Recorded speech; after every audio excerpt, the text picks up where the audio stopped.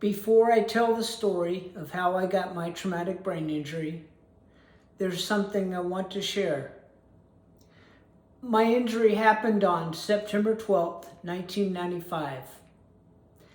I wrote a poem about that day, and it's called That Black September Day. It never heals nor goes away. Constantly reminds me of that black September day, when I thought I was God, as I felt the sun's ray, never to forget that black September day. Time heals this wound and carries it far, but arrogance and ego will always leave this scar. Now the dreams are all past and the memories fade away, and I pray to God I don't remember that black September day. Now I want to tell you the story of what actually happened. After I graduated from advanced camp as an ROTC cadet, I volunteered for airborne school.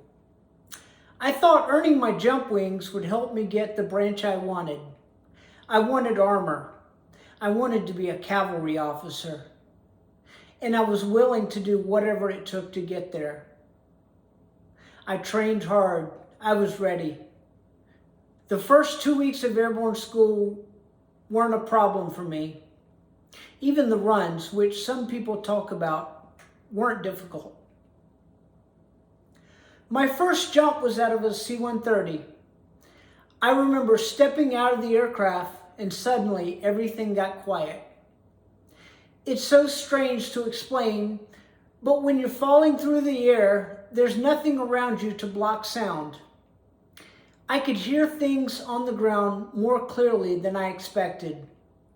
It felt peaceful in a way. I landed fine, no issues. I felt confident. After that landing, everything disappears. I don't remember walking off the drop zone. I don't remember the rest of that day. I don't remember the second jump.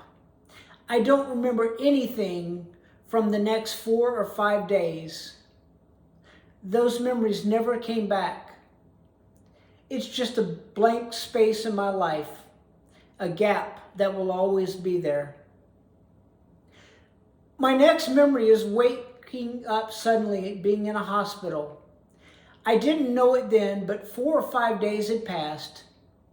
I had no idea what had happened. I remember my parents being there. I remember talking to them, but everything felt foggy, like my brain was underwater. I barely remember talking to friends on the phone. And I remember talking to my grandmother, who had passed away 4 years earlier. That memory feels just as real as the conversations I had with people who were actually alive. That's how scrambled everything was. The memories I do have from the hospital are mixed, blurry, and unreliable. But none of the memories from right after the accident ever returned. In the hospital, I had to relearn basic things: eating, going to the bathroom, simple tasks that my brain suddenly couldn't coordinate. I was there for 9 days, but most of it is a blur.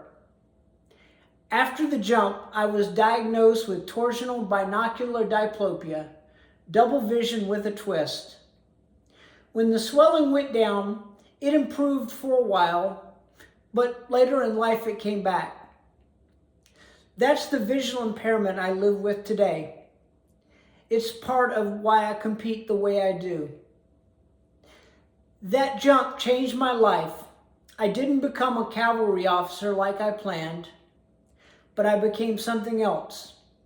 A TBI survivor, a visually impaired athlete, someone who rebuilt his life through endurance sports. And honestly, I'm proud of who I've become.